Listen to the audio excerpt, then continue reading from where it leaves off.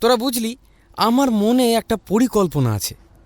যদি সেই পরিকল্পনা সঠিকভাবে সফল করতে পারি, তবে এই গ্রামের মানুষের মনে যে অযথা ভয়টা আছে, এই ভয়টা সম্পূর্ণ দূর হয়ে যাবে, দেখিস। কি পরিকল্পনার কথা বলছিস তুই?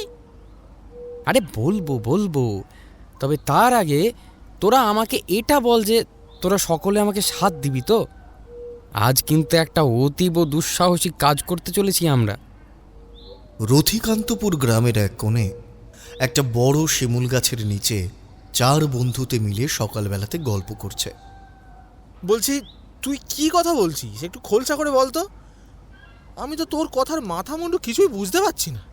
আমি ভাবছি আজকে রাত্রে ওই যে কাটা খালটা আছে না, ওই কাটা খালে আমরা মাছ ধরতে যাব। এতে অনেক মাছও পাওয়া যাবে, আর গ্রাম থেকে ওই বুড়ির প্রতি যে ভয়টা আছে সেটাও দূর হয়ে যাবে। তুই সব কি বলছিস? তোর কি মাথা টাথা খারাপ হয়ে গেল নাকি?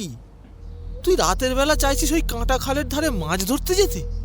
আরে কিচ্ছু হবে না, তোরা সব অযথাই ভয় পাচ্ছিস। ওই বুড়ি মারা গেছে প্রায় 30 বছর মতন হয়ে গেছে।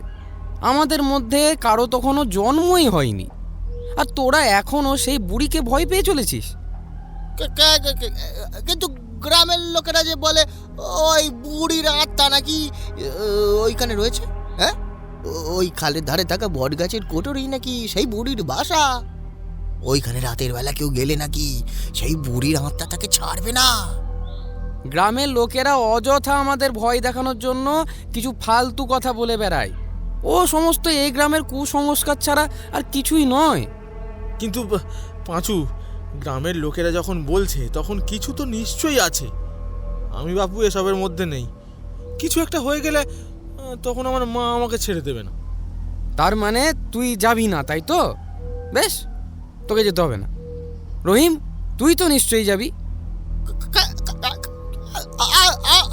আমি মানে আমি আমি না গেলে কি নয়? তার মানে তুইও যাবি না, খুব ভালো। আর বোবা, তুই? পাঁচুর মুখটা এবার গেল বোবার দিকে।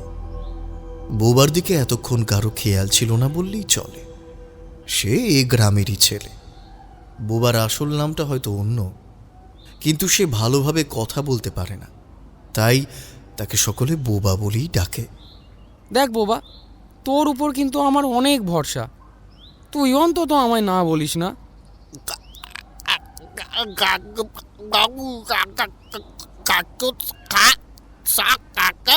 এই তো বোবা রাজি হয়েছে। দেখ রহিম, দেখ, তোরা আমার বন্ধু না হতে পারিস, কিন্তু বোবা আমার সত্যিকারের বন্ধু। তুই আমার আসল বন্ধু বোবা। খুশিতে বোবার পিঠ চাপড়ে দিল পাঁচু। আজ তবে রাত 2টোর সময় চলে আসিস আমাদের বাড়িতে, কেমন? আমি আর তুই আজকে যাব ওই কাটা খালে মাছ ধরতে। দেখবো আজকে রাত্রে ওখানে আজ কি হয়।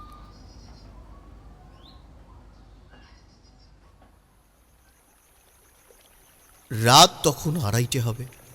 বোবার পাঁচু তখন দুজনে বসে কাটা খালে মাছ ধরছে। বুঝলি বোবা, এসব ভূত টুত এসব সব বাজে কথা। দেখ, আমরা আজ মাছ ধরে আবার নিশ্চিন্ত মনে ঠিক বাড়ি চলে আসবো। আমাদের কিছুই হবে না।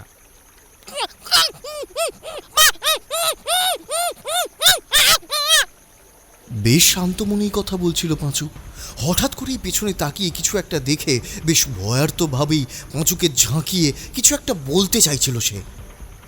বোবা, তোর আবার কি হলো? বোবার তার শরীরে ঘন ঘন ঝাঁকুনিতে বেশ একটু বিরক্তিভাবেই পিছনে তাকালো পাঁচু। আর পিছনে তাকাতে গায়ের রক্ত যেন হিম হয়ে গেল তার। ওটা কে দাঁড়িয়ে আছে? দেখে তো কোনো মানুষ বলে মনে হচ্ছে না। চোখ দুটো রক্তাক্ত, উলঙ্গ শরীর, গায়ের লোমগুলো নিকষ কালো, হাতের নখগুলো স্বাভাবিকের তুলনায় অনেকটাই বড়। দুটো বিরাট সদন্ত ঠোঁট ছাড়িয়ে বাইরে বেরিয়ে এসেছে। একটা মৃদু অথচ তীক্ষ্ণ গর্জন করে সেই বিরাট ছায়ামূর্তি এগিয়ে আসছে পুঁচুর দিকে। বাবা, বাবা দাঁড়া, দাঁড়া বাবা, আমাকে ছেড়ে যাস না বাবা। পাঁচু তখন বোবাকে আটকাবার চেষ্টা করছে, কিন্তু বোবা কোনো দিকে না তাকিয়ে এক ছুটে সেই স্থান থেকে পালিয়ে যাওয়ার চেষ্টা করছে। পাঁচুও হয়তো পালিয়ে যেত সেই স্থান থেকে, কিন্তু ততক্ষণে সেই পিশাচ মূর্তি একদম পাঁচুর সামনে চলে এসেছে, আর সে তার বিরাট আকারের দুটো হাত দিয়ে পাঁচুর গলা টিপে ধরেছে। পাঁচু সেই পিশাচের হাত ছাড়ানোর চেষ্টা করেও ছাড়াতে পারছে না। ধীরে ধীরে সে ঢলে পড়ল মৃত্যুর কোলে।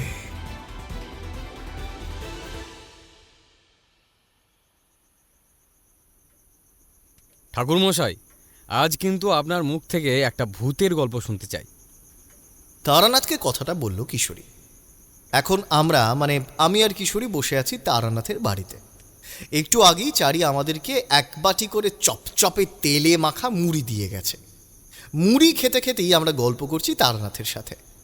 দুর্গাপুজো, লক্ষ্মী পুজো সবে শেষ হয়েছে, আর কয়েকদিন পরে কালী পুজো। শীতের এই হালকা আমেজ দেখে বেশ ভালোভাবেই বোঝা যাচ্ছে শীতটা এবছর বেশ জাঁকিয়েই পড়বে। এই হালকা শীতের মরশুমে সন্ধ্যাবেলাতে আপনার মুখ থেকে ভূতের গল্প শোনার মজাই আলাদা। ভূতের গল্প শুনতে চাও? তা বেশ তো, তা কি ধরনের ভূতের গল্প শুনতে চাও শুনি। জানোই তো, ভূত কিন্তু অনেক রকমের হয়।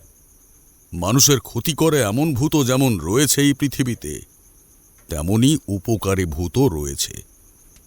ভূত মানেই যে সব সময় মানুষের ক্ষতি করবে এমনটাই কিন্তু নয়। আসলে সবই আমাদের মনের একটা কারসাজি। আমরা ছোটবেলা থেকেই ভূতকে অশুভ আত্মা বলেই বিবেচনা করে আসছি। তা ভূতের কোন রূপের গল্প তোমরা শুনতে চাও? উপকারী নাকি ক্ষতিকারক? ঠাকুরমশাই, আপনি যেরকম গল্প বলেন সেই রকম গল্পই আমরা শুনব। আমরা জানি আপনার বলা সমস্ত গল্পই প্রতিবারের মতোই এবারেও চমকপ্রদ একটা কিছু হবে।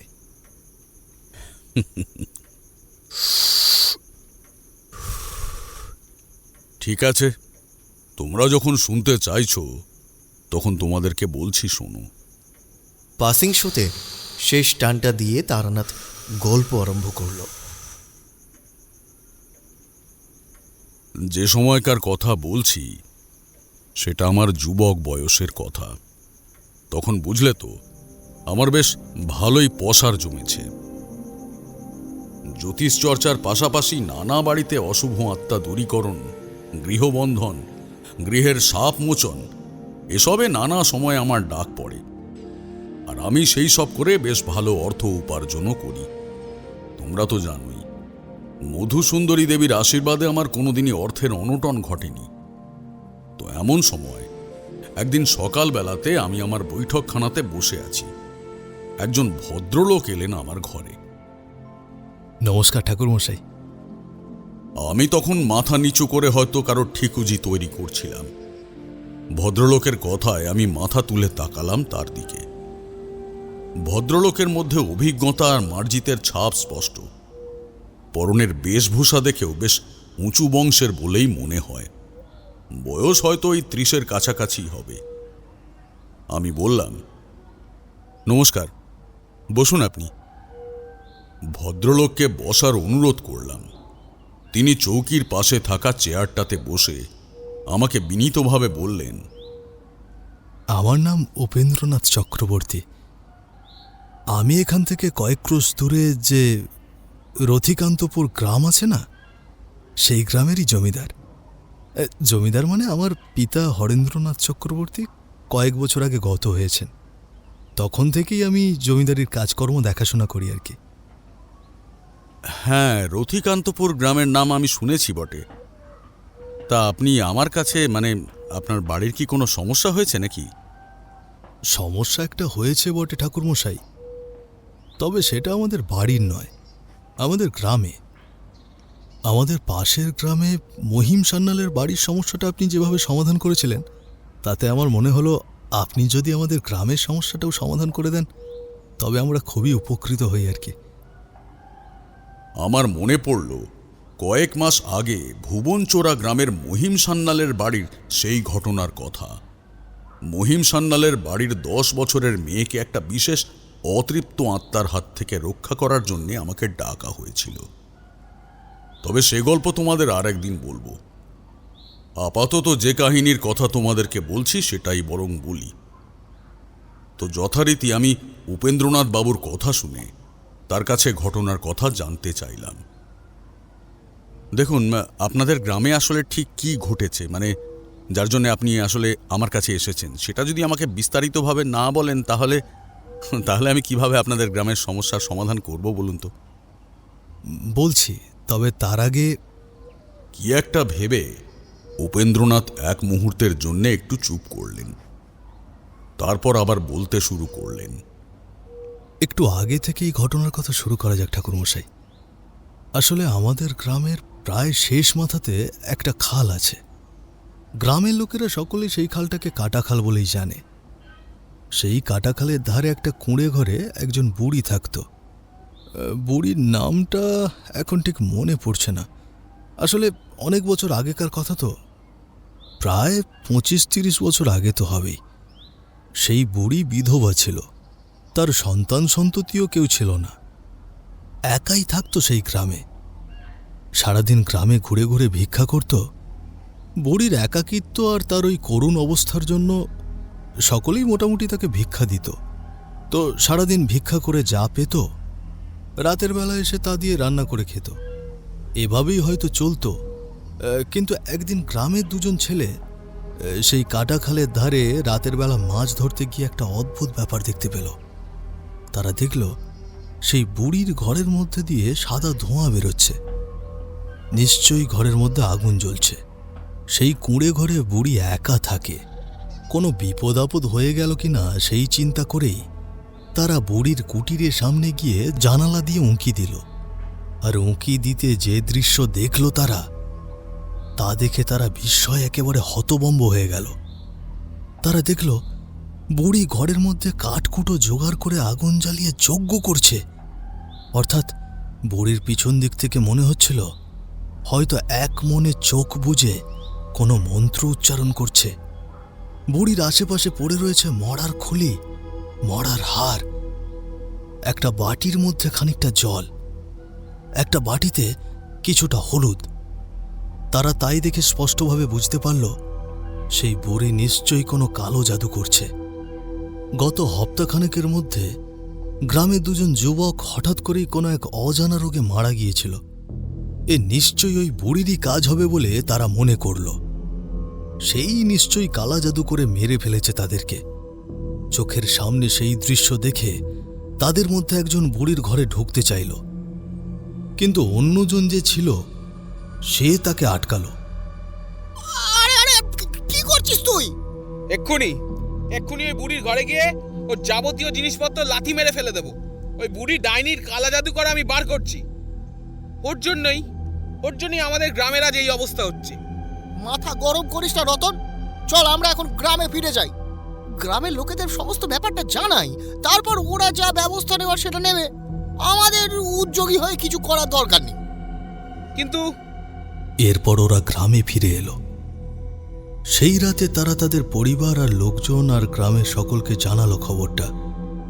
গ্রামের লোকেরা সবাই একজোট হয়ে সিদ্ধান্ত নিল ওই বুড়িকে আর বাঁচিয়ে রাখা যাবে না। আপনাকে বলতে দ্বিধা নেই, তাদের মধ্যে আমার বাবাও ছিলেন। আর বাবার কথাতে জ্বলন্ত মশাল নিয়ে সকলে মিলে পাড়ি দিল কাটাখালে সেই বুড়ির কুটিরের উদ্দেশ্যে। তাদের উদ্দেশ্য ছিল বুড়ির কুটির জ্বালিয়ে দিয়ে সেই কুটিরের সাথে বুড়িকেও জ্যান্ত জ্বালিয়ে দেওয়া। আর সেই উদ্দেশ্যে তারা যথারীতি সফলও হয়েছিল। আমরা তখন খুবই ছোট ছিলাম, তাই অত শত বুঝতাম না।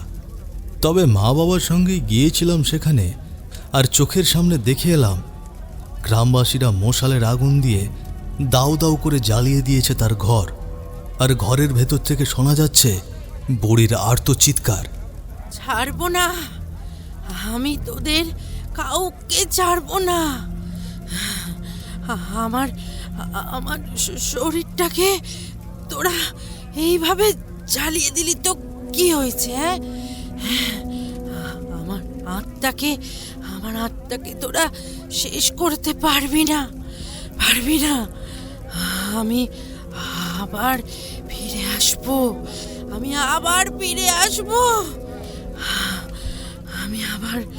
ফিরে আসব, এসে তোদের শেষ করে দেব। তোদের তোদের রক্ত খাবো আমি। আমি তোদের কাউকে ছাড়বো না, কাউকে না, কাউকে না। তারপর তারপর কি হলো উপেন্দ্রনাথ বাবু? কথাগুলো বলে উপেন্দ্রনাথ বাবু একটু চুপ করলেন। বুঝলাম এত বছর পরেও সেই দৃশ্যের ভয়াবহতার কথা মনে মনে ভেবে হয়তো তিনি একটু আবেগপ্রবণ হয়ে গিয়েছিলেন। তারপর তো অনেকগুলো বছর কেটে গেছে, তবে শুনেছিলাম সেই বুড়ির আত্মা নাকি এখনো নিস্তার পায়নি। শোনা যায় সেই কাটা খালের ধারে এখনো সেই বুড়ির আত্মাকে দেখা যায়। সেই বুড়ি নাকি রাতের বেলাতে দাঁড়িয়ে থাকে কাটা খালের ধারে সেই বট গাছটার সামনে, যেখানে তার কুটিরটা ছিল। তাই ওই কাটা খালকে গ্রামের মানুষজন যতটা সম্ভব এড়িয়ে চলত। রাতের বেলা তো কেউই সেখানে যেতই না, দিনের বেলাতেও যতটা পারত সেই স্থান দিয়ে না যাওয়ারই চেষ্টা করত। তবে সেই বুড়িকে সেখানে দেখা গেলেও কোনোদিন কারো ক্ষতি করতে শোনা যায়নি। তবে কয়েকদিন আগে কি বিশেষ কিছু ঘটনা ঘটেছিল নাকি উপেন্দ্রনাথ বাবু? আসলে কয়েকদিন আগে, মানে এই মাসখানেক আগে, গ্রামেরই দুজন ছেলে, পাঁচু আর বোবা।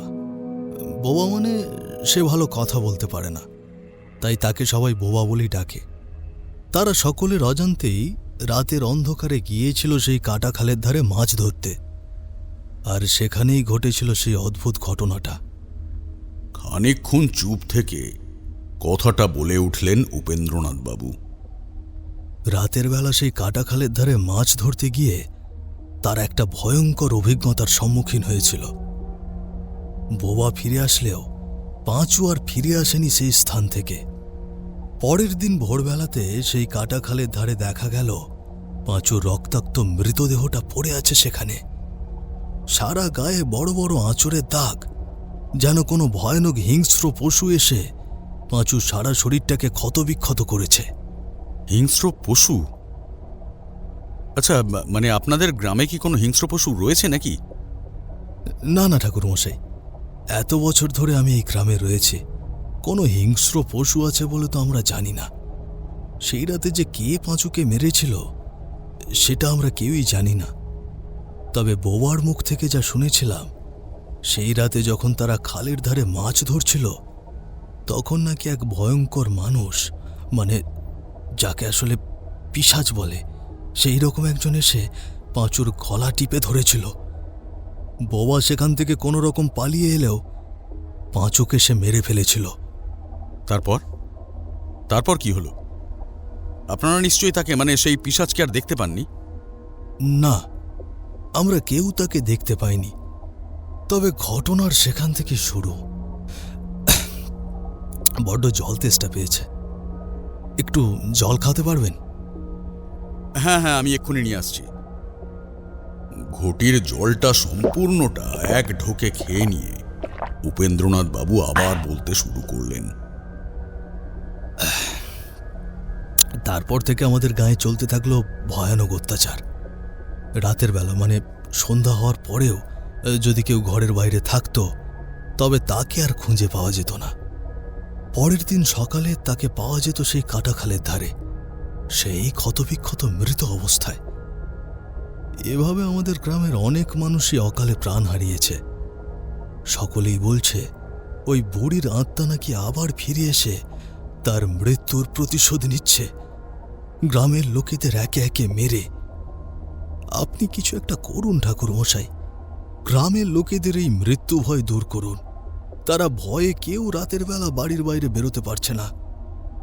মানুষের কাজের অনেক ক্ষতি হয়ে যাচ্ছে, তাই আমি সকলের তরফ থেকে আপনার কাছে আর্জি নিয়ে এসেছি ঠাকুর মশাই।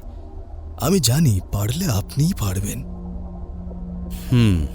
ঠিক আছে, আপনি যখন এত করে বলছেন, তখন না হয় আমি আপনাদের গ্রামকে সেই পিশাচের ভয় থেকে দূর করার চেষ্টা করব। তবে আমার কিন্তু কিছু বিষয় জানার আছে, সেগুলো বরং আপনাদের গ্রামে গিয়েই জানব। কবে যাবেন ঠাকুর মশাই? আজ যাবেন? যদি যান তো আমার সাথে পালকিও আছে। না, আজ নয় উপেন্দ্রনাথ বাবু, আজকে আমার একটা বিশেষ কাজ আছে। আমি বরং আগামীকাল সকালে আপনাদের গ্রামে যাব। আপনি ঠিকানাটা আমাকে দিয়ে যান। ঠিক আছে ঠাকুরমশাই, আপনার যেমনটা ইচ্ছে। পরের দিন যথাসময়ে উপেন্দ্রনাথ বাবুর জমিদার বাড়িতে গিয়ে হাজির হলাম আমি। সঙ্গে অবশ্যই আমার তন্ত্রের সামগ্রী নিয়েই গিয়েছিলাম। আমাকে দেখে জমিদার বাবু এবং জমিদার বাবুর স্ত্রী বড়ই খাতির করলেন। আম, দুধ আর চিঁড়ের সহযোগে ফলাহার করলাম। খাওয়া দাওয়ার পর উপেন্দ্রনাথ বাবুকে বললাম, চলুন উপেন্দ্রনাথ বাবু, আপনাদের গ্রামে ওই কাটা খালটা একবার দেখে আসি। হ্যাঁ চলুন। উপেন্দ্রনাথ বাবুর সাথে চললাম গ্রামের সেই কাটা খালের উদ্দেশ্যে। তাদের এই রথিকান্তপুর গ্রামটা বড়ই শান্ত আর মনোরম। উপেন্দ্রনাথ বাবুর কাছে না শুনলে হয়তো বিশ্বাসই করতে মন চাইতো না যে এই গ্রামেই রাত হলেই মারাত্মক হত্যা লীলা চলে। এই হচ্ছে সেই কাটা খাল যার কথা আপনাকে বলেছিলাম। এখানে প্রায় প্রতি রাতে গ্রামের কোনো না কোনো মানুষের মৃতদেহ পাওয়া যাচ্ছে।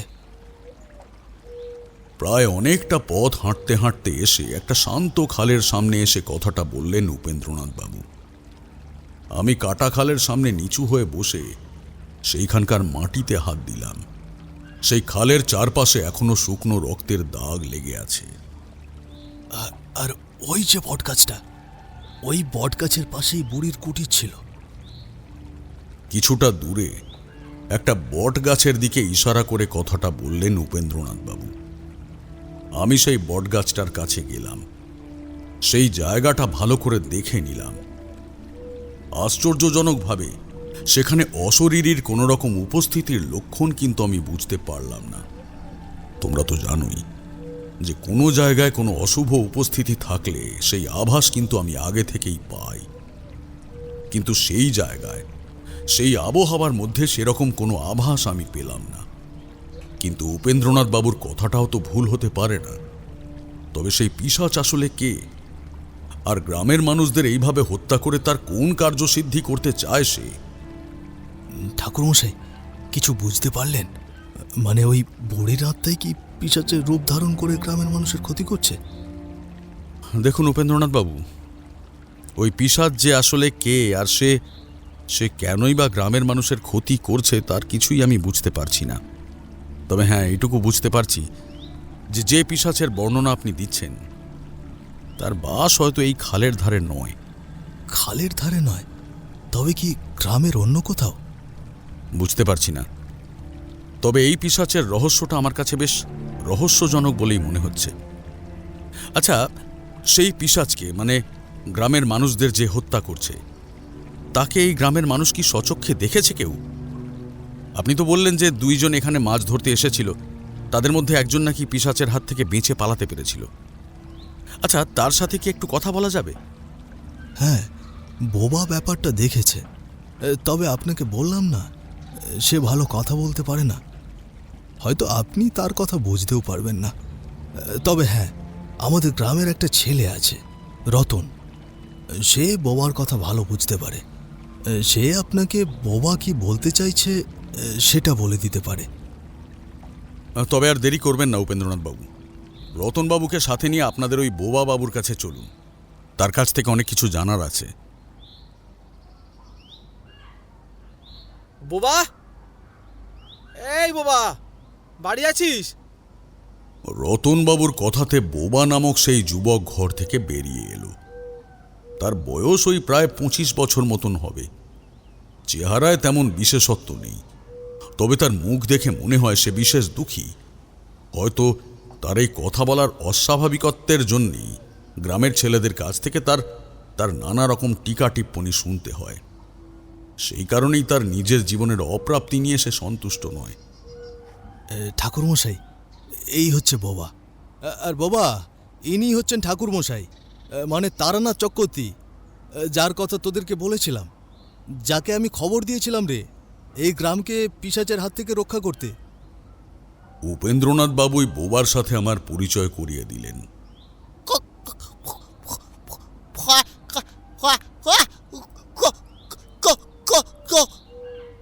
চলুন ঠাকুর মশাই, ঘরের ভেতরে চলুন। ও আসলে আমাদেরকে ভেতরে যেতে বলছে। হ্যাঁ চলুন ঠাকুরমশাই। বোবার কথাতে আমি, জমিদার উপেন্দ্রনাথ বাবু আর রতন নামের গ্রামের সেই যুবক ঘরের ভেতরে গেলাম। আমাকে একটু জল খাওয়াতে পারবেন? আসলে সারাদিন ঘোরাঘুরি করে বড্ড তেষ্টা পেয়ে গেছে। বোবার ঘরের তাকিয়ার উপর বসে কথাটা বললাম বোবাকে। বোবাও বেশ খুশি হয়ে আমাকে এক ঘটি জল এনে দিল। আমি এই সুযোগে বোবার ঘরটা ভালো করে দেখে নিলাম।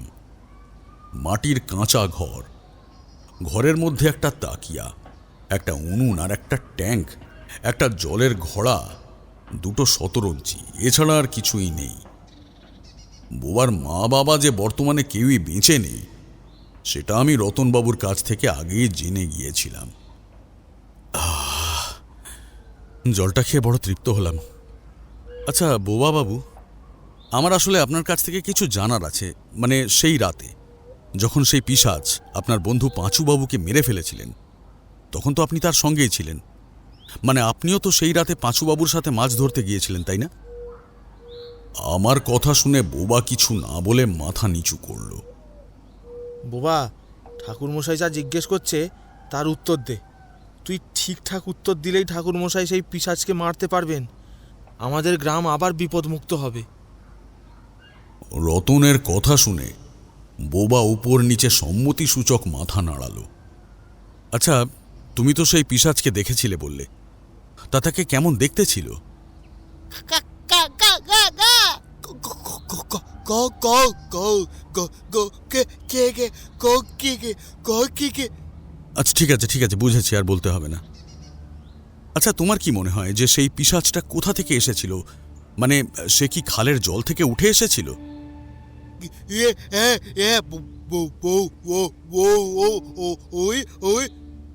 হ্যাঁ, জল থেকে উঠে আসেনি বলছো? তবে নিশ্চয়ই বুড়ির সেই কুটিরটা যেখানে ছিল, অর্থাৎ সেই বটগাছের আড়াল থেকে নিশ্চয়ই সেই পিশাচ বেরিয়ে এসেছিল। তবে কি ঠাকুরমশাই ওই বটগাছের মধ্যেই পিশাচের বাস? তাই তো মনে হচ্ছে। তবে আপনাদের ভয় পাওয়ার কোনো কারণ নেই। আমি যখন এসে গেছি তখন আপনাদের গ্রামকে এই পিশাচের হাত থেকে আমি মুক্ত করব। আজ রাতেই আমি পিশাচ তাড়ন যজ্ঞ করব। আপনারা যজ্ঞের আয়োজন করুন। পিশাচ তাড়ন যজ্ঞ? এই যজ্ঞের যাবতীয় উপকরণের কথা যদি বলে দেন। সবই বলবো, তবে একটা কথা, এই যজ্ঞটা আমি করব সেই কাটা খালের ধারে, যেখান থেকে এই সমস্ত ঘটনার শুরু হয়েছিল। আজ রাতেই আমি সেই যজ্ঞ করতে চাই। রাতে? কিন্তু রাতে সেই কাটা খালের ধারে? বুঝেছি উপেন্দ্রনাথ বাবু, আপনারা রাতের বেলা ওই কাটা খালের ধারে যেতে ভয় পাচ্ছেন, তাই তো? তাই আমি আপনাদেরকে বলছি, আপনাদের কাউকে রাতের বেলা আমার সাথে সেই কাটা খালের ধারে থাকতে হবে না। আমি একাই সেখানে যজ্ঞ করব। আপনি মানে আপনি একা? উপেন্দ্রনাথ বাবু, আপনি হয়তো ভুলে যাচ্ছেন আমার নাম তারানাথ চক্রবর্তী। মাতু পাগলির শিষ্য আমি। মধুসুন্দরী দেবীর আশীর্বাদ সব সময় আছে আমার মাথার উপরে। এইসব ভূত প্রেত পিশাচ আমার কোনোদিনও কোনো ক্ষতিই করতে পারবে না। সে তো জানি ঠাকুরমশাই, কিন্তু তবুও বলছিলাম যে... আপনি নিশ্চিন্তে থাকুন উপেন্দ্রনাথ বাবু। আগামীকাল ভোরের সূর্য ওঠার সাথে সাথে আমি আপনার গৃহে গিয়ে হাজির হব। আপনি এখন যজ্ঞের যাবতীয় সরঞ্জামের ব্যবস্থা করুন। আমার কথা শুনে উপেন্দ্রনাথ বাবু একটু আশ্বস্ত হলেন। তিনি আমার কথা মতন পিশাচ তাড়ন যজ্ঞের সমস্ত ব্যবস্থাদি সম্পন্ন করলেন। রাতের বেলা উপেন্দ্রনাথ বাবুর বাড়িতে আহার সেরে ঠিক রাত 12টার সময় আমি যজ্ঞের সমস্ত উপকরণ আমার পুঁটুলিতে বেঁধে নিয়ে রওনা হলাম কাটা খালের উদ্দেশ্যে। বেশ ভালো মতনই বুঝতে পেরেছিলাম সারা রাতটা আমাকে ওখানেই কাটাতে হবে। সেই খালের ধারটাতে বটগাছের পাশে বেশ একটু ভালো মতন জায়গা বেছে নিয়ে সেখানে কাঠকুঠো জোগাড় করে যজ্ঞের আগুন ধরালাম, আর আমি বসলাম যজ্ঞকুণ্ডের পাশে। যজ্ঞের যাবতীয় তত্ত্বাবধি এখানে বলা নিষ্প্রয়োজন বলেই মনে করছি। তবে এইটুকু বলে রাখি, বেশ নির্বিঘ্নেই যজ্ঞ সম্পন্ন হলো। অন্য সমস্ত ক্ষেত্রে যেমনটা হয়, অর্থাৎ যজ্ঞের মাঝখানে বা যজ্ঞ শেষ হবার আগের মুহূর্তে আমাকে নানা রকমের বাধার সম্মুখীন হতে হয়। নানা রকম অশুভ শক্তি অথবা পরলৌকিক শক্তির অধিকারী, মানে তোমাদেরকে ভূতপ্রেতী বলি আর কি, তারা আমার যজ্ঞে বাধা প্রদান করে আমার যজ্ঞকে থামাবার চেষ্টা করে। এইখানে কিন্তু সেই রকমটা দেখা গেল না। যজ্ঞ সম্পন্ন করে আমি চোখ খুললাম, বুঝলাম আমার যাবতীয় উদ্দেশ্য পুরোপুরিভাবে সার্থক হয়েছে। গ্রাম থেকে সেই পিশাচের আতঙ্ক চিরতরে দূর হয়েছে। আর কোনোদিনও সেই ভয়ানক পিশাচ আর গ্রামের কোনো মানুষকে আক্রমণ করবে না। তখনও পূবের আকাশে সূর্যোদয়ের আলো ফোটেনি। আমি উঠে পড়লাম। এখনই না বেরোলে ভোর হওয়ার আগে উপেন্দ্রনাথ বাবুর বাড়িতে পৌঁছাতে পারবো না, আর তা না হলে তিনি হয়তো অকারণে চিন্তা করবেন। তাই আমার যজ্ঞের সামগ্রী আবার পুটুলির মধ্যে ভরে আমি রওনা দিলাম জমিদার বাড়ির উদ্দেশ্যে। আমাকে দেখে উপেন্দ্রনাথ বাবু তো মহা খুশি। তিনি জমিদার বাড়ির সামনে আমাকে স্বাগত জানানোর জন্য দাঁড়িয়েছিলেন। হয়তো গতকাল সারা রাত দু চোখের পাতা এক করতে পারেননি। সত্যি এমন মহানুভব জমিদার আজকালকার দিনে দেখাই যায় না। গ্রামের মানুষদের জন্য কতই না চিন্তা করেন তিনি। আমাকে দেখে তিনি হাসি মুখে বেশ উৎসাহের সাথে জিজ্ঞেস করলেন, আপনার কাল রাতের যজ্ঞ ভালোভাবে সম্পন্ন হয়েছে ঠাকুরমশাই? হ্যাঁ উপেন্দ্রনাথ বাবু, যথাসম্ভব নির্বিঘ্নেই সম্পন্ন হয়েছে। আশা করছি আপনাদের গ্রামে আর পিশাচের উপদ্রব হবে না। তবে এখন চলুন ঠাকুরমশাই, কাল রাতের থেকে না ঘুমিয়ে আছেন, এখন খেয়ে দিয়ে বিশ্রাম নেবেন, চলুন। হ্যাঁ চলুন উপেন্দ্রনাথ বাবু, তবে আপনার কাছে একটা বিশেষ অনুরোধ রয়েছে। আশা করি আপনি আমার অনুরোধটা রাখবেন। কি অনুরোধ ঠাকুরমশাই? আপনাদের গ্রামের ওই রতনবাবুকে একটু ডেকে দিতে পারবেন? আমি ওই রতনবাবুর সাথে একান্তে কিছু বিশেষ কথা বলতে চাই। মানে যা হবে সম্পূর্ণ ব্যক্তিগত, আর এই গ্রামের কেউ যেন এই ব্যাপারে কিছু জানতে না পারে। রতন? কিন্তু রতন কেন? অনুগ্রহ করে এই মুহূর্তে কিছু জানতে চাইবেন না। উপযুক্ত সময় হলে আপনারা সকলেই সব জানতে পারবেন। তবে এইটুকু আপনাকে নিশ্চিতভাবে বলতে পারি যে এই গ্রামের আর কোনো মানুষকে পিশাচের হাতে প্রাণ হারাতে হবে না। সেই ব্যবস্থা আমি কাল রাতে চিরতরে করে এসেছি। ঠিক আছে ঠাকুরমশাই, আপনি যেমনটা বলছেন তেমনটাই হবে। এখন কি তবে আমার পেয়াদাকে দিয়ে তার বাড়িতে ডাকতে পাঠাবো? না উপেন্দ্রনাথ বাবু, এখন নয়। এখনো হয়তো উনি ঘুমিয়ে আছেন। একটু বেলা হলে আপনি যদি দয়া করে ওনাকে এই বাড়িতে ডেকে পাঠান তবে একটু বিশেষ সুবিধা হয় আর কি। আর একটা কথা, পেয়াদাকে বিশেষভাবে জানিয়ে দেবেন উনি ছাড়া গ্রামের আর কেউ যেন ওনার সাথে না আসে।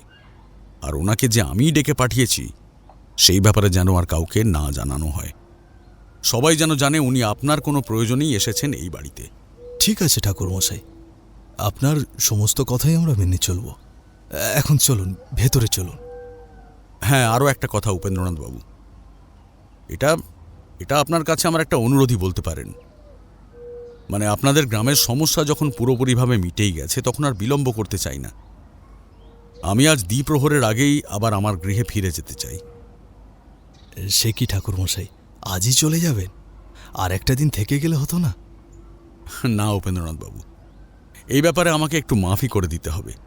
আমার একটি বিশেষ কাজ সমাধা করার বাকি আছে। হাত জোড় করে কথাটা বলাতে উপেন্দ্রনাথ বাবু গড়রাজি হলেন। সেই দিনই তাদের বাড়ির আতিথ্য গ্রহণ করে রওনা দিলাম আমি জমিদার বাড়ি থেকে। তবে অবশ্যই যাওয়ার আগে আমার উপযুক্ত পারিশ্রমিক এবং চাল ডাল ফলমূল যথোপযুক্ত পরিমাণে আমাকে তিনি দিয়ে দিলেন। তার মনটা যে যথেষ্ট উদার প্রকৃতির ছিল সেই ব্যাপারে তো তোমাদের আগেই বলেছি। যাওয়ার আগে বোবার সাথে শেষবার দেখা হলো আমার। আমাকে দেখে তার মুখে একটা ক্ষীণ হাসির রেখা ফুটে উঠেছিল। হয়তো সে তাদের গ্রামকে রক্ষা করার জন্য মনে মনে আমার প্রতি কৃতজ্ঞতা প্রকাশ করেছিল। ঠাকুরমশাই, এখানে কিন্তু আমার আপনাকে কিছু প্রশ্ন জিজ্ঞাসা করার ছিল। প্রশ্ন? কি প্রশ্ন জিজ্ঞাসা করার করে ফেলো। তবে তোমাদেরকে একটা কথা কিন্তু জানিয়ে রাখি যে আমার গল্পের কিন্তু এইখানেই শেষ হয়ে যায়নি। সে কি ঠাকুরমশাই, এই গল্পের এখনো কিছু বাকি আছে নাকি? তবে কি সেই গ্রাম থেকে সেই পিশাচ যায়নি? আপনার যজ্ঞ কি তবে সফল হয়নি? আরে বাবা, রোসো রোসো, আরে তোমাদের সকল প্রশ্নের জবাব একটু পরেই পাবে, যখন এই গল্পটা সবটা তোমাদের বলবো। এ তো সবে শুরু। হ্যাঁ, তবে তোমার কি জিজ্ঞাসা আছে সেটা আগে শুনি, বাকিটা না হয় পরেই বলছি। শেষের কথাটা তারানাথ কিশোরীর উদ্দেশ্যেই বললেন। আচ্ছা ঠাকুরমশাই, সেই পিশাচের বাস আসলে কোথায় ছিল? সেই বটগাছটার মধ্যে? তাহলে আপনি যে বলেছিলেন প্রথম যখন আপনি সেই খালের ধারে গিয়েছিলেন তখন আপনি কোনো অশুভ আত্মাই সেখানে দেখতে পাননি, আর গ্রাম ছেড়ে যাওয়ার আগে রতনবাবুর সাথেও বা আপনি কি কথা বললেন সেটাও তো জানালেন না। সেই সব কথাই এখন বলবো তোমাদেরকে, তবে তার আগে দাঁড়াও, একটা পাসিং শো ধরিয়ে নি। পাসিং শোয়ে একটা টান দিয়ে তারানাথ আবার তার গল্প আরম্ভ করলো। সেদিনটা ছিল বেশ গুমোট গরম, তাই বিকেলের পর থেকেই বেশ জোরে ঝড় বৃষ্টি শুরু হলো। খানিক পরে ঝড় বৃষ্টি থামলে ছাতা মাথায় দিয়ে নিজের গ্রামের উদ্দেশ্যে রওনা হলো রথিকান্তপুর গ্রামেরই একজন মধ্যবয়স্ক ব্যক্তি, আশুতোষ বাবু। ওহ, আজকে যা ঝড় বৃষ্টি হলো, ঘরে ফিরতে খুব দেরি হয়ে যাবে। না জানি আমার বউ লক্ষ্মীটা এখন কতই না চিন্তা করছে। ঝাউবনের মধ্যে দিয়ে গেলে পথ হয়তো একটু সহজ হবে বলে গ্রামের লোকেরা সেই পথ ধরেই যাতায়াত করে। গ্রামের সীমান্তের মধ্যে ঢুকতেই আশুতোষ বাবু শুনতে পেলেন একটা গম্ভীর আওয়াজ। আশুতোষ, আশুতোষ, কে কে কে ডাকলো আমাকে? আমি তো মৃত্যুরে শয়তান। আমাকে চিনতে পারছিস না? তোদের গ্রামের সকলেই তো আমার কথা স্মরণ করলেই ভয়ে কাঁপে। কিন্তু তুমি তো তুমি তো মারা কি? চোখের সামনে সেই ভয়ানক পিশাচকে দেখে আতঙ্কে একবারে আঁতকে উঠল আশুতোষ। সেই শয়তান তখন তার কালো লোমশ হাত দুটো সামনের দিকে বাড়িয়ে এগিয়ে আসছে আশুতোষের দিকে।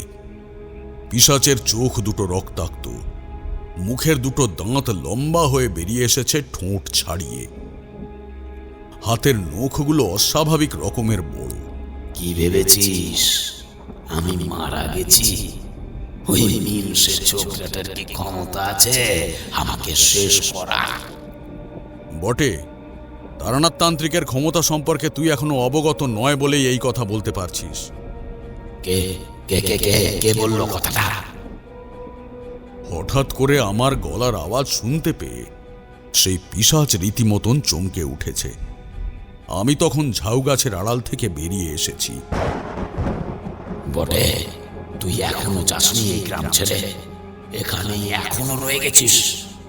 না, তোকে শেষ না করা পর্যন্ত আমি কি করে এই গ্রাম ছেড়ে যাই বলতো?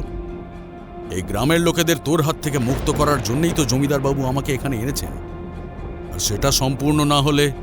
বটে, তুই আমাকে শেষ করবি? হ্যাঁ, তুই জানিস না আমি কার অনুগত দাস। আগে তোকে শেষ করব, তারপর তোদের ওই গ্রামের জমিদারকে। কথাটা বলেই সেই পিশাচ তার ডান হাতটা সামনের দিকে বাড়িয়ে ধরতে সেখান থেকে একটা নীল আলোর জ্যোতি এসে সোজা লাগলো আমার বুকে। অতর্কিত এইরকম আক্রমণ প্রত্যাশা না করাতে আমি খানিক আঘাতপ্রাপ্ত হয়েই পড়ে গেলাম মাটিতে। দেখলি তো আমার কত ক্ষমতা। আবারও সাবধান করে দিচ্ছি, চলে যাই গ্রাম ছেড়ে, নয়তো মারা পড়বি। তোর ক্ষমতা তো দেখে নিলাম, এবার আমার ক্ষমতা একটু প্রত্যক্ষ কর। উঠে দাঁড়িয়ে কথাটা বলে ঝোলা থেকে আমার তৈরি করা একটা বিশেষ প্রকার গুঁড়ো নিয়ে আমি ছুঁড়ে দিলাম সেই পিশাচের দিকে। যন্ত্রণায় চিৎকার করে উঠল সেই পিশাচ। না না না, ছেড়ে দে, ছেড়ে দে, ছেড়ে দে, আমায় বলছি ছেড়ে দে। বটে, তোকে ছেড়ে দেব? এই নে, তোকে আরো একটু ভালো করে শিক্ষা দিই। আমি আরো কিছুটা গুঁড়ো ছুঁড়ে দিলাম পিশাচের দিকে। না না না না, আমার ভুল হয়ে গেছে, ক্ষমা ক্ষমা করে দে আমায়। আর কখনো এই গ্রামের ছায়াও আমি মারাবো না, ক্ষমা করে দে। ছেড়ে তো দেবই, তবে তার আগে এটা বল যে কে তোর গুরু, কে তোকে এইখানে পাঠিয়েছে? আমার কথা শুনে সেই পিশাচ হঠাৎ করেই যেন থেমে গেল। তার যন্ত্রণা কাতর চোখ মুখ তখন আমি স্পষ্টই দেখতে পাচ্ছি, তবুও মুখে খানিক ভয়ের ছাপ এনেই বলে উঠল, না সেটা আমি কিছুতেই বলবো না। আমাদের নিয়মে সেটা বলা বারণ আছে। তবে রে, তুই বলবি না? দেখ দেখ, তবে আমার ক্ষমতার আরও একটু প্রয়োগ দেখাই তোকে। এই কথাটা বলে আমি তাকে সেই গুঁড়ো হাতে নিয়ে চোখ বুজে এক উচ্চ মার্গের মন্ত্র পড়ে তার দিকে ছুঁড়ে দিতেই একটা হলুদ রঙের বাঁধনে বন্দী হয়ে গেল সেই পিশাচ, যে বাঁধন একমাত্র আমিই দেখতে পাবো। বাকি সকলের কাছে কিন্তু তা অদৃশ্যই থাকবে। না না না না, ছেড়ে দাও, ছেড়ে দাও আমাকে, তুমি ছেড়ে দাও। অসহায়ভাবে চিৎকার করে উঠল সেই পিশাচ, কিন্তু আমি তার করুণ চিৎকারে কোনো রকম ভ্রুক্ষেপ না করেই বলে উঠলাম, এইবার নিশ্চয়ই তুই আমাকে বলবি যে কে তোর আসল গুরু, নাকি? না না না না, আমাকে আর মারবেন না, দয়া করে আমাকে আর মারবেন না। আমি বলছি আপনাকে সব কিছু বলছি। বল তাহলে। সেই পিশাচকে হাত জোড় করে কথাটা বলতে দেখে আমি সামান্য নরম গলাতেই বলে উঠলাম কথাটা।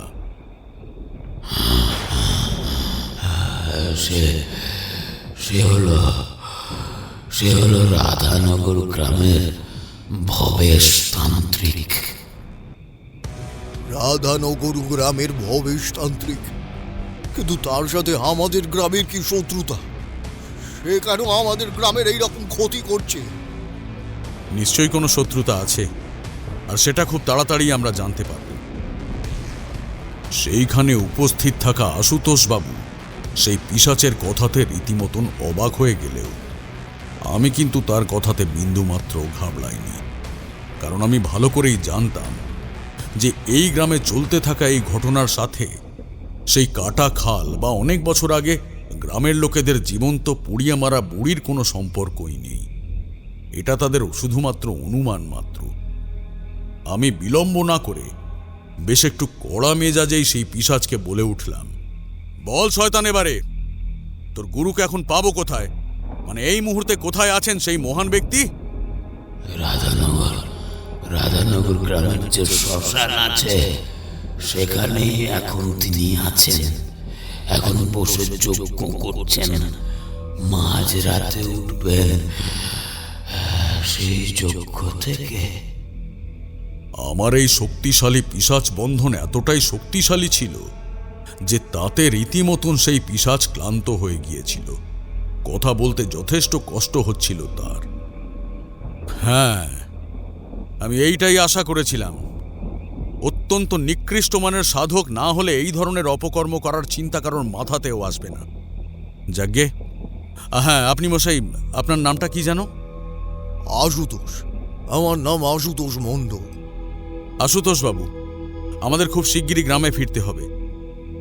জমিদার উপেন্দ্রনাথ বাবুর সহযোগিতায় গ্রামের কিছু যুবকদেরকে নিয়ে যত শীঘ্র সম্ভব রাধানগর শ্মশানে সেই তান্ত্রিকের উদ্দেশ্যে রওনা হতে হবে।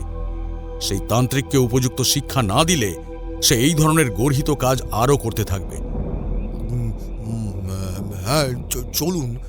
কিন্তু এই ভয়ানক পিশাচকে, ওকে আপনি মারবেন না? ও যদি আবার আমাদের কোনো ক্ষতি করবার চেষ্টা করে? না আশুতোষ বাবু, ওকে মেরে ফেললে ওর গুরুর কাছে খবরটা পৌঁছে যাবে, আর সে যথেষ্ট সাবধান হয়ে যাবে। হয়তো সেই গ্রাম থেকে পালিয়েও যেতে পারে। তখন কিন্তু আমাদের তাকে ধরা যথেষ্ট কষ্টসাধ্য হয়ে যেতে পারে। সেই পিশাচের দিকে তাকিয়ে বললাম কথাটা, বরং একে এইভাবেই রেখে দিই। আপনি হয়তো দেখতে পাচ্ছেন না, কিন্তু ও আমার মায়ার বন্ধনে বন্দী হয়ে আছে। এই বাঁধনে ওর মুক্তি কিছুতেই সম্ভব নয়। এইভাবেই বন্দী অবস্থায় থাকতে হবে তাকে, আর কিছুই করার ক্ষমতা ওর নেই। যাক, এখন চলুন, যত তাড়াতাড়ি সম্ভব ওর গুরুকে খুঁজে বার করে তার শাস্তির ব্যবস্থা করি। ওর গুরুকে মেরে ফেললে এই শয়তান আপনা থেকেই শেষ হয়ে যাবে। আশুতোষ বাবুকে নিয়ে আমরা শীঘ্রই সেই ঝাউবন ছেড়ে বের হলাম। যাওয়ার সময় সেই পিশাচের আর্ত চিৎকার আমরা শুনতে পেলাম। তুই যাস না, তুই আমাকে ছেড়ে যা, আমাকে মুক্ত করে দিয়ে যা। এটা কি বলছেন আপনি ঠাকুরমশাই? তবে তো আমাদের শীঘ্রই সেই তান্ত্রিকের উদ্দেশ্যে রওনা দিতে হবে। আমাদের গ্রামের এইভাবে ক্ষতি করে সে শান্তিতে থাকবে, এটা কিছুতেই হতে দেওয়া যাবে না। আমাদের কথা শুনে বলে উঠলেন জমিদার বাবু। হ্যাঁ উপেন্দ্রনাথ বাবু, আর আপনার কয়েকজন লেঠেলকেও সঙ্গে নেবেন। যে ওরকম একটা পিশাচের সৃষ্টি করতে পারে সে না জানি আরো কতটা ভয়ানক হতে পারে। যদিও যত ভয়ানক তান্ত্রিকই হোক না কেন, তাকে সামলানোর ক্ষমতা তারানাথ চক্রবর্তীর আছে। তবুও তার যদি কিছু শক্তিশালী সাঙ্গপাঙ্গ থেকে থাকে, তাদেরকে কিন্তু আপনাদেরকে পরাস্ত করতে হবে। আর বোবা বাবু, আপনি কি করবেন? আপনি কি যাবেন আমাদের সঙ্গে, নাকি এই গ্রামেই থাকবেন? শেষের কথাটা আমি বোবার উদ্দেশ্যেই বললাম। গ্রামের সকল যুবকেরাই সেই সময় জমিদার বাড়িতে উপস্থিত ছিল। তাদের মধ্যে বোবাও ছিল সেইখানে। আমার কথা শুনে বোবা খানিকটা অবাক হয়ে গেলেও নিজেকে সামলে নিয়ে কিছু বলার চেষ্টা করল।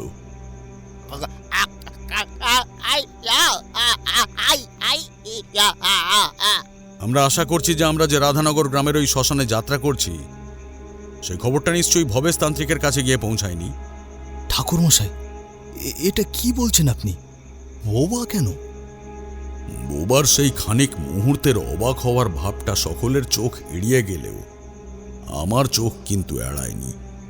তবে আমার কথা শুনে উপেন্দ্রনাথ বাবু ছাড়া বাকি সকলেই যে যথেষ্ট অবাক হয়েছে সেটা আর বলে দিতে হবে না। তবে আমি কোনো দিকে না তাকিয়ে সোজাসুজি বোবাকে উদ্দেশ্য করেই বললাম, আপনাকে বরং আমাদের সাথে যেতে হবে না। আপনি এই গাঁয়েই থাকুন বন্দি অবস্থাতে, যেভাবে ঝাউবনে ওই পিশাচ বন্দি অবস্থায় আছে।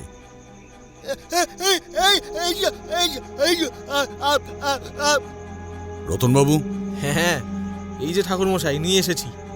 বেশ শক্ত দড়ি, ছিঁড়ে যাওয়ার কোনো সম্ভাবনাই নেই। আমার কথা শেষ হবার আগেই হাতে একটা বেশ মোটা দড়ি নিয়ে সেখানে উপস্থিত হলেন রতনবাবু। এবার তাহলে বোবা বাবুকে ভালো করে বেঁধে ফেলুন, কারণ সাবধানের তো মার নেই। হ্যাঁ হ্যাঁ, চল এই গাছটার সাথে বোবাকে বেঁধে ফেলি। সেই শ্মশান থেকে ফিরে এসে তারপরে এই ব্যাটার মজা আমরা দেখাবো।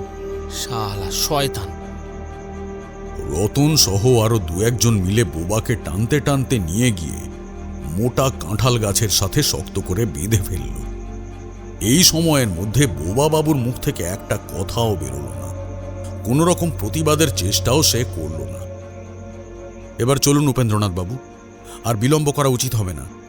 ওই ভবেশ তান্ত্রিককে আজকে আমাদের যে করেই হোক ধরতেই হবে। জমিদার বাবু, কয়েকজন লাঠিয়াল এবং গ্রামের কিছু যুবক মিলে আমরা চললাম রাধানগর গ্রামের উদ্দেশ্যে। গ্রামটা বেশ দূরেই, তবে আমাদের মিলিত যাত্রাতে প্রায় আধ ঘন্টার মধ্যেই আমরা পৌঁছে গেলাম সেই গ্রামের শ্মশানে। আচ্ছা ঠাকুরমশাই, আমি একটা কথা বুঝতে পারলাম না। গ্রামের লোকেদের তো মারছিল ওই পিশাচটা, আর পিশাচটাকে পাঠিয়েছিল কি যেন নাম বললেন? হ্যাঁ হ্যাঁ হ্যাঁ, ভবেশ তান্ত্রিক। তবে আপনি বোবাকে সেই স্থানে বেঁধে রাখার নির্দেশ দিয়েছিলেন কেন? কিশোরীর কথা শুনে তারানাথ একটু মুচকি হাসল। তারপর কয়েক সেকেন্ড থেমে আবার বলতে শুরু করলো। ভাই কিশোরী, তুমি যে কথাটা বললে সেই কথাটা জমিদার উপেন্দ্রনাথ বাবুর মনেও উদয় হয়েছিল।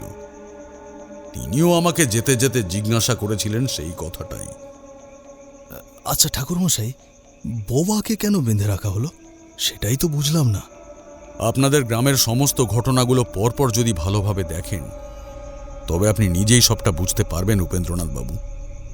আপনাদের গ্রামে যেদিন প্রথম খুনটা হয়েছিল, অর্থাৎ পিশাচ যখন প্রথমবার এসে কাউকে আক্রমণ করে, তখন সেখানে কারা উপস্থিত ছিল? পাঁচুবাবু এবং বোবা বাবু। পাঁচুবাবুকে সেই পিশাচ মেরে ফেলল, কিন্তু বোবা বাবুকে অক্ষত অবস্থায় ছেড়ে দিল। হ্যাঁ, সে তো বোবা, সেই স্থান থেকে পালিয়ে এসেছিল বলে পিশাচ তাকে মারতে পারেনি। উপেন্দ্রনাথ বাবু, পিশাচের ক্ষমতা সম্পর্কে আপনার কোনো ধারণাই নেই। সে যদি চাইতো তবে তার পিছু ধাওয়া করে তাকে মেরে ফেলতে পারত, কিংবা তাকে সেই স্থান থেকে পালাতেই দিত না। হয়তো এমনও হতে পারত যে সেই পিশাচ পাঁচুকে না মেরে বোবাকে মারত, কিন্তু তা হয়নি, কারণ সেই তান্ত্রিকের সাথে আগে থেকেই বোবার বোঝাপড়া ছিল। তার মানে আপনি বলতে চাইছেন? শুধু তাই নয়, হয়তো আপনাদের গ্রামে বাকি যে খুনগুলো হয়েছে সেই সবও বোবা আগে থেকেই জানত। সেই তান্ত্রিক কোনোভাবে বোবার সাথে সমঝোতা করে নিয়েছিল। হয়তো তাকে কোনো লোভ দেখিয়েছিল। এমনও হতে পারে যে তাকে বলেছিল সেই তান্ত্রিক তাকে সম্পূর্ণভাবে সুস্থ করে দেবে। বাকি আর স্বাভাবিক মানুষদের মতনই বোবাও ভালোভাবে কথা বলতে পারবে। হয়তো এমনটাই হয়েছিল। তবে এই ব্যাপারটাতে বোবা আর সেই তান্ত্রিকই নিশ্চিতভাবে বলতে পারবে। আমি তো শুধু অনুমান করছি মাত্র। কিন্তু ঠাকুরমশাই, আপনি এত কিছু জানলেন কিভাবে? প্রথম দিন যখন আমি বোবার সাথে কথা বলেছিলাম, তখনই আমি মোটামুটি ব্যাপারটা বুঝতে পেরেছিলাম। তার চোখে মুখে কেমন একটা সংকোচের ছাপ স্পষ্ট ছিল, যেন জোর করে কোনো কিছু লুকোতে চাইছিল সে। ব্যাপারটা ভালো করে বোঝার জন্যেই আমি সেই রাতে পিশাচ তাড়ন যজ্ঞের কথা আপনাদেরকে বলি। আমি জানতাম যে ওই কাটা খালের ধারে আসলে কোনো পিশাচের অস্তিত্বই নেই। তার বাস আসলে এই গ্রামে নয়, অন্য কোথাও। আসলে যুবকদের মরদেহ কাটা খালের ধারে ফেলে দিয়ে যাচ্ছে গ্রামের লোকেদের ভ্রান্ত পথে চালিত করার জন্য। তবে আমিও তারানাথ তান্ত্রিক, আমিও একটা পরিকল্পনা করে নিলাম। আমি আপনাদেরকে বললাম যে যজ্ঞ সম্পূর্ণ হয়েছে, এই গ্রামে আর কোনো পিশাচ নেই। তারপর গ্রাম থেকে চলে গেলাম। আসলে আমি গ্রাম ছেড়ে চলে যাইনি, খানিকটা দূরেই সকলের চোখের আড়ালে অপেক্ষা করছিলাম আজকের রাতের জন্যে। আর এই ব্যাপারটা একমাত্র রতনবাবুকেই বলেছিলাম। আমি জানতাম যে আমি চলে গেলেই বোবা আবার সেই তান্ত্রিককে খবর দেবে, আবার গ্রামে পিশাচের ভয় দেখা যাবে। আর এবার স্বয়ং তারানাথ পিশাচের সামনে উপস্থিত হয়ে পিশাচ আর পিশাচের ভয় দুটোকেই গ্রাম ছাড়া করেছে। আর এইবার পালা এই কাহিনীর মূল শয়তানের। কথা বলতে বলতে আমরা সেই গ্রামের শ্মশানে চলে এলাম। সেই শ্মশান বেশ অন্ধকার হলেও গ্রামের দু একজনের হাতে মশাল থাকাতে আমাদের কোনো অসুবিধাই হলো না। শ্মশানটা বেশ বড় আর নির্জন। সেই শ্মশানেরই খানিকটা দূরে এক কোণাতে খানিক আগুনের শিখা দেখা গেল। নিশ্চয়ই সেইখানেই বসে যজ্ঞ করছে সেই শয়তান ভবেশ তান্ত্রিক। এ কি, আমার মনা এখনো ফিরে আসলো না? তার তো এতক্ষণে ফিরে আসার কথা ছিল। তবে কি কাজ সম্পূর্ণ হয়নি? না না, তাহলে তো আমি ঠিকই জানতে পারতাম। আর ওই ছেলেটা, ওই বোবাটা, সে তো কিছু হলে আমাকে এসে জানিয়ে যেত। তার প্রতি আমার অগাধ আস্থা আছে। আচ্ছা, আমার মনার কোনো বিপদ আপদ হয়নি তো? তোর মনা এখন আমার কাছে বন্দী শয়তান। ওকে আর কখনো তুই জীবিত দেখতে পাবি না। অবশ্য তুইও আর বেশিক্ষণ জীবিত থাকবি না। কে কে বললি কথাটা? কে তুই?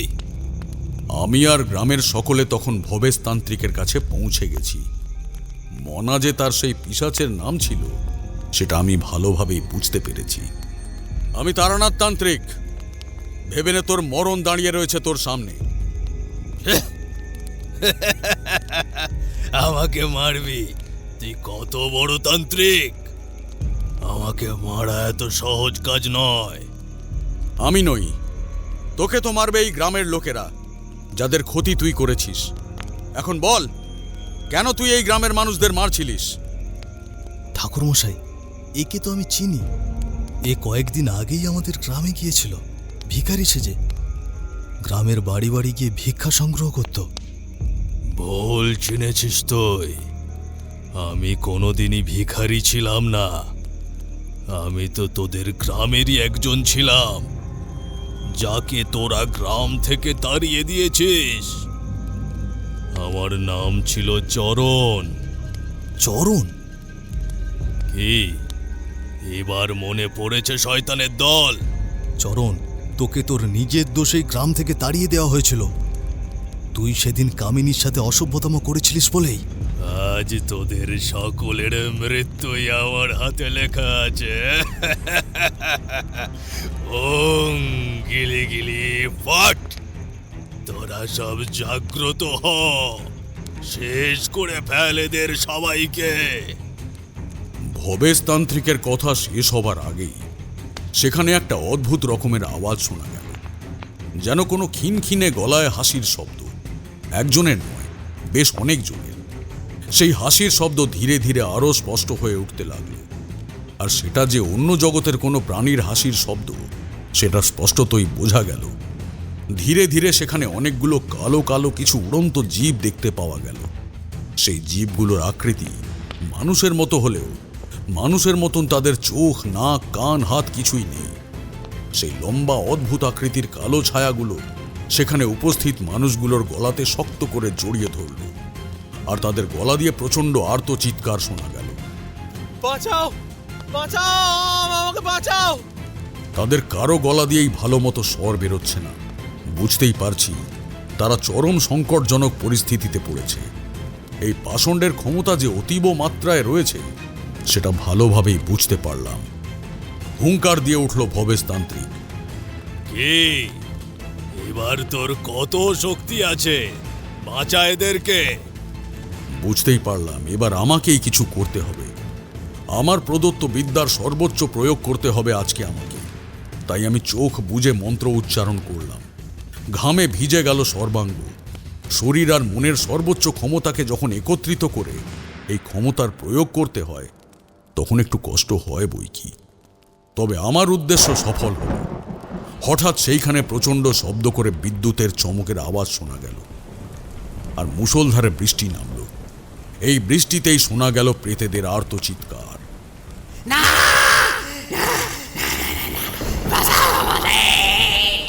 আমাদের বাঁচা!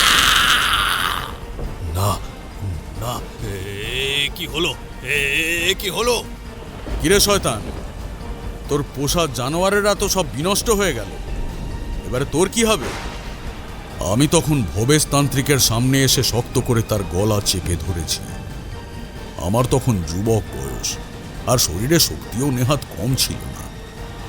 আমার শক্তির সামনে সেই মাঝবয়সী তান্ত্রিক তার বশ্যতা স্বীকার করল। নিচু স্বরে তার মুখ দিয়ে খানিক গোঙানির মতো শব্দ শোনা যেতে লাগলো।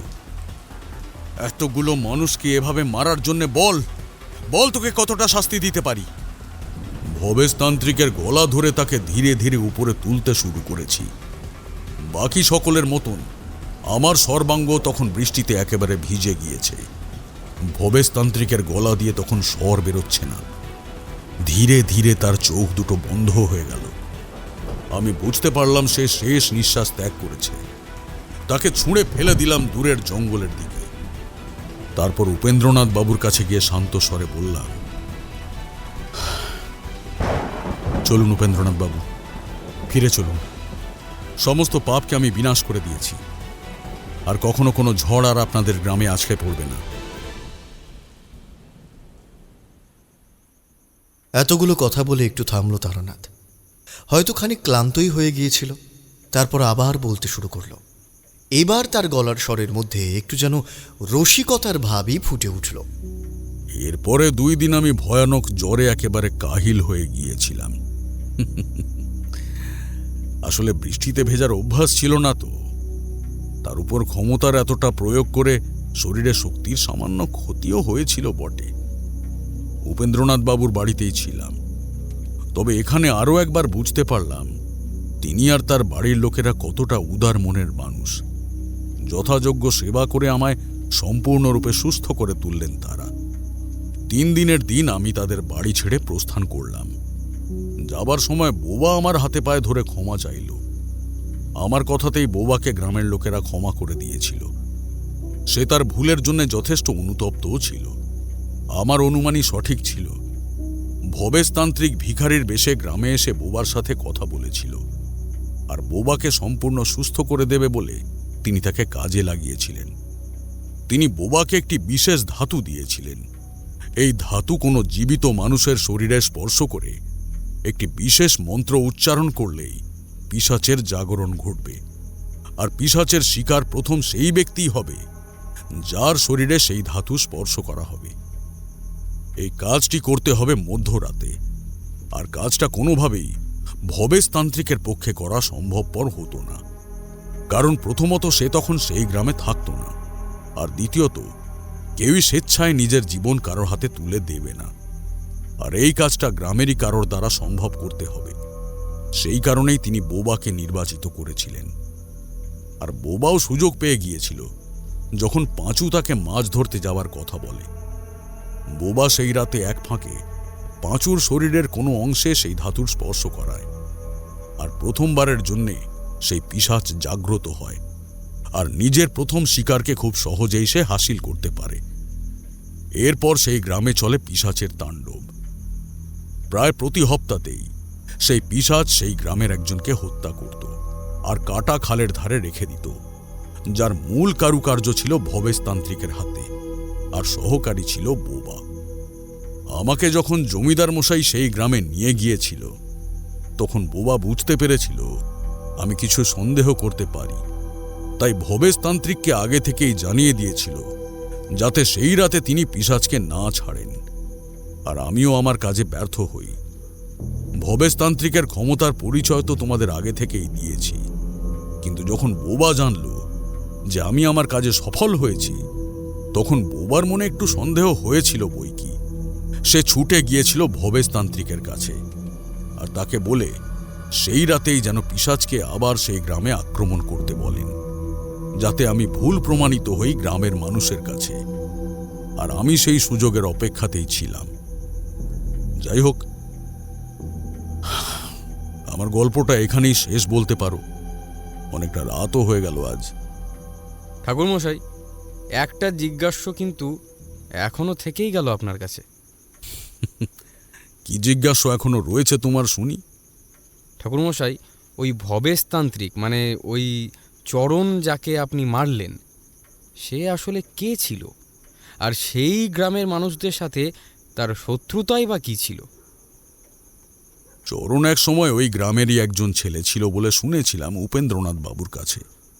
প্রায় 10 বছর আগে এক সময় সে গ্রামেরই এক যুবতী মেয়ে কামিনীর সাথে অসভ্য আচরণ করার চেষ্টা করেছিল, আর সেই কারণেই সেই গ্রামের সকলে একত্র হয়ে তাকে মুণ্ডিত মস্তক করে গলায় জুতোর মালা পরিয়ে তাড়িয়ে দিয়েছিল গ্রাম থেকে। আর সেই রাগের প্রতিশোধ নিতেই সে একজন নিম্ন শ্রেণীর সাধকের কাছে তান্ত্রিক দীক্ষায় দীক্ষিত হয়। আর তারপর থেকেই তার মনে একটা জেদ ধরে, যে গ্রাম তাকে অপমান করে গ্রাম থেকে তাড়িয়ে দিয়েছে, সেই গ্রামের কোনো মানুষকে সে জীবিত রাখবে না। সকল মানুষকেই শেষ করে দেবে সে তার তন্ত্রবিদ্যার মারাত্মক প্রভাবে। তবে সে হয়তো এটা ভুলে গিয়েছিল যে অশুভ শক্তি যতই শক্তিশালী হোক না কেন, শুভ শক্তির সামনে তাকে পরাজিত হতেই হবে।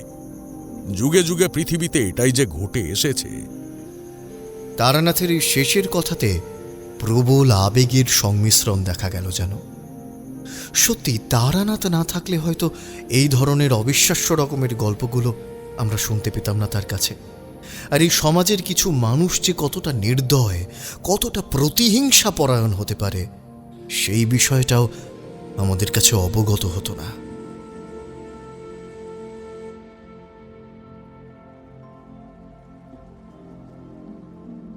শুনছিলেন সায়ন রুদ্রর কলমে তারানাথ তান্ত্রিক ও কাটা খালের আতঙ্ক। তারানাথ তান্ত্রিকের চরিত্রে অমিত, বিভিন্ন চরিত্রে ঋতম, সৌমজিৎ, জ্যোতির্ময়, সৌরভ, প্রণীত, সৌমিতা এবং সুজন। সমগ্র গল্পের কণ্ঠাভিনয় নির্মাণ করেছে ঋতুরা স্টুডিও। সমগ্র গল্পের কণ্ঠ সম্পাদনা, ধ্বনি সম্পাদনা এবং আবহ সম্পাদনা করেছে 62 APS স্টুডিও। গল্প শুনে ভালো লাগলে অবশ্যই আমাদের চ্যানেলটি সাবস্ক্রাইব করে বেল আইকন প্রেস করে রাখবেন। আর গল্প শুনে আপনার কেমন লাগলো, আপনার মূল্যবান মতামত আমাদের কমেন্ট বক্সে জানাতে ভুলবেন না। আর প্রতি সপ্তাহে তারানাথ তান্ত্রিকের রোমাঞ্চকর গল্প শুনতে অবশ্যই অনু অডিও ফিল্মসের সাথে জুড়ে থাকবেন।